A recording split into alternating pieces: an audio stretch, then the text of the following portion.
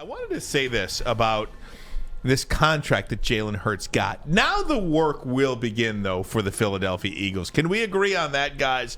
The work is going to begin on the Philadelphia Eagles. We have seen them lose guys like C.J. Gardner-Johnson. They lost some other ones as well. They had to cut Darius Slay before they re-signed him again. We're going to see what an organization's challenges are now when you pay the quarterback. $51 million a year annually, the most ever paid out to anybody. Aaron Rodgers makes $50 million annually. Patrick Mahomes, $45 million annually. The 10-year, $450 million deal for Mahomes seems like a friggin' bargain now compared to what Hurts got. And then what Joe Burrow is going to get, perhaps what Justin Herbert is going to get. We still don't know about Lamar Jackson.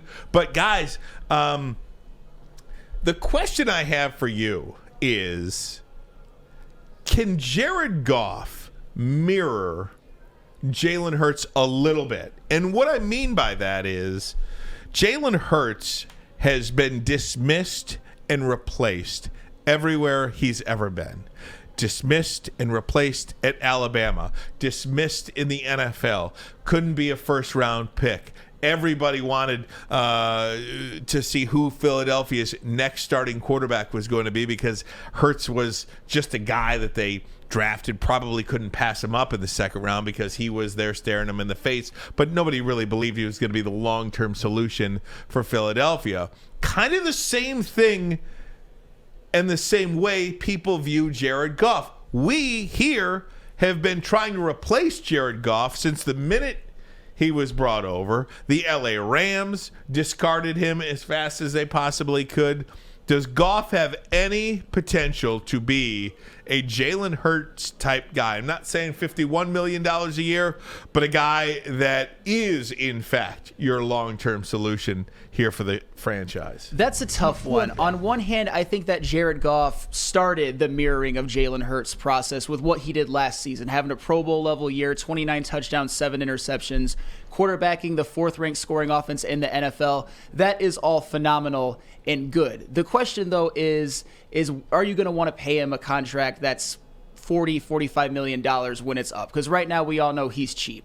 He's about a $30 million a year quarterback, and for that price, $33.5 million he's got, right? Yeah. But Jared Goff, for that price, is great and all, and I could definitely see him having another great year, maybe even being better with Jamison Williams coming back, another year of Amon-Ra St. Brown, another year of Ben Johnson.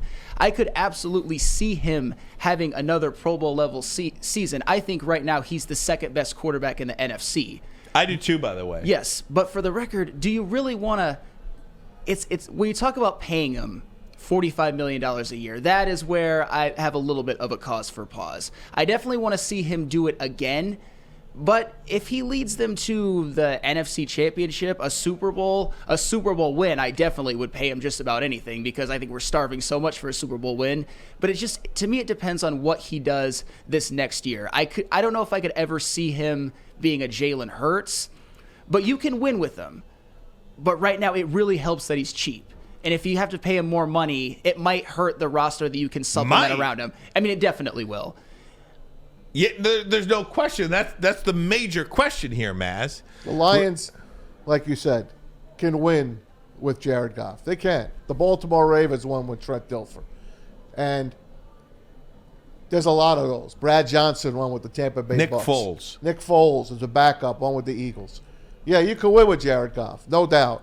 And he's getting underpaid right now. And as Neil says, you could sign him in the 40s, and that's like a 15 to 20% break. That's a discount if he'll sign for that money. Neil went out and said, hey, let's re-sign him for the next 2 years.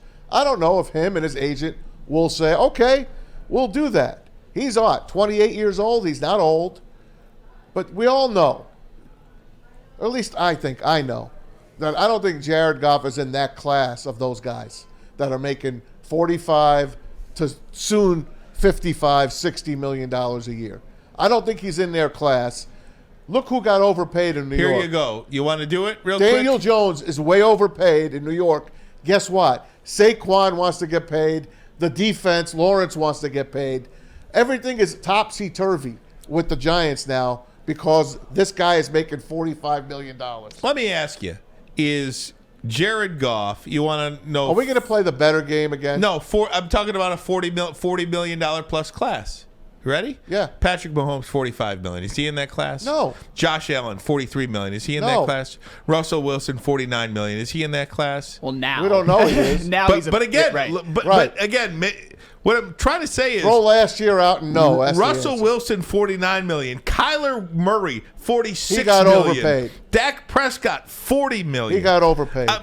But that's what they're making. I know. So Jared Goff is well within his Yes. right Yes. to ask for $45+ Yeah. million a year. He is. Do you believe, and I hate to be a broken record here, gang, but do you believe that if you pay Jared Goff that kind of money, You can't keep everyone. you can't win if you pay Jared Goff that money? You might because win 1 year. You cannot pay everybody else. No. You most That certainly is can. why I am so desperate to draft a quarterback at 6. That's why I told you the teams that already won are paying their quarterbacks. We haven't won anything yet. And even like if Jared Goff takes the Lions to the Super Bowl this year, which I think he absolutely can, okay? Me too. I absolutely think. But for me, it's not a 1-year wonder I want the Detroit Lions to be. Because I think Jared Goff at $33.5 million, where you got a bunch of first, second, and third-year players, and you got a bunch of guys on 1-year deals, on prove-it deals, yes, you can win that way. But at Jared Goff at $45 million a year, paying Amon-Ra St. Brown, paying maybe Jonah Jackson, paying Penei Sewell, you can't pay everybody. What about Aiden Hutchinson when he comes up? Yeah. I just don't think you can have an elongated period of success if you pay Jared Goff $45-50 million. And look, he's well within his right to ask for that. Oh, he most certainly is. Absolutely is, especially if you win the division and heaven forbid, win a playoff game this year. Yeah, if I'm looking at Daniel Jones making $40 million a year while throwing for 15 touchdown passes in his breakout year, if I'm Jared Goff, I'm saying, what about me? I'm definitely worth 45 at the absolute least. And Ryan, that's a good argument that you made for drafting a quarterback. And for the record, I wouldn't draft Will Levis or Anthony Richardson. I would draft Bryce Young or CJ Stroud if they're available. But the thing is, the Lions have a good situation for a rookie quarterback to come into. They have an elite offensive coordinator. They have a borderline elite offensive line. They got Amon-Ra St. Brown.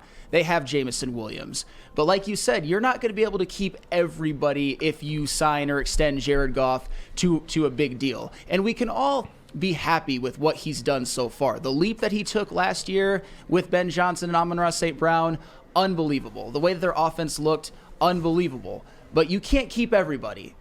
And there is a lot of young players that Brad Holmes has drafted for the Detroit Lions the last couple of years that are cheap for now. The Aiden Hutchinsons, the Amon-Ra St. Browns, the Kirby Josephs. The Penei Sewell. If they really pop, and I especially am talking about Penei Sewell and Aiden Hutchinson, they're going to ask for big paydays. They're going to be among the highest paid players at their positions when it's time for them to re-sign. That's just facts. And again, guys, Pay that man his money. Exactly. I believe that the first 4 picks of the draft are going to be quarterbacks. Yeah. So I feel like this is a null and void conversation to begin with. I don't believe that the Lions are taking Hendon Hooker at 6, and I don't believe Bryce Young, C.J. Stroud, Will Levis, or Anthony Richardson will be available at 6, because I think in any order you want them to go, I think those 4 quarterbacks go 1, 2, 3, and 4. So why we're talking about it really, I guess, doesn't matter. But just the point to be made, why I wanted this team so desperately to take a quarterback, Anthony Richardson, namely, at 6, because you've got to take your shot at... The Detroit Lions have a period of time right now to have an elongated period of success, not just be a 1-year wonder hit when the NFC is down and you might have to beat 1 or 2 teams. San Francisco and Philadelphia seemingly right now are your only competition, the only two legitimate challenges that you are faced with. If you're the Detroit Lions, and San Francisco might not even be one of them because they have no quarterback. You could be looking at the fact that the Philadelphia Eagles are the only team in the NFC that stands in the way of the Detroit Lions, whether or not they make it to the Super Bowl. One team. Cowboys too. Not 15. I'm not on the Cowboys. That ship No, has they're sailed. very healthy. They're talented. Ship Ryan. has sailed. No, they have. I think the Cowboys ship has sailed. That's my personal belief. fine. But even if you believe the Cowboys, okay, you've got the Eagles and the Cowboys then. Yeah. Is the only challenges standing in Vikings, your too. way. Vikings are no good. Okay. I don't 49ers? believe. I just mentioned the 49ers, understand, but you're but not paying attention. I don't care. I don't have to not pay attention for you not to put the 49ers in there. I said I don't like their quarterback. They don't have a quarterback. Who's their quarterback? Sam Darnold. He just said Sam Darnold. Sam Darnold. Well, What's he, step behind Jared Goff? Sam Darnold? Yeah. The guy who sees ghosts out there? He's a step behind Jared Goff. He got benched by Carolina. Yeah, he's on the 49ers now.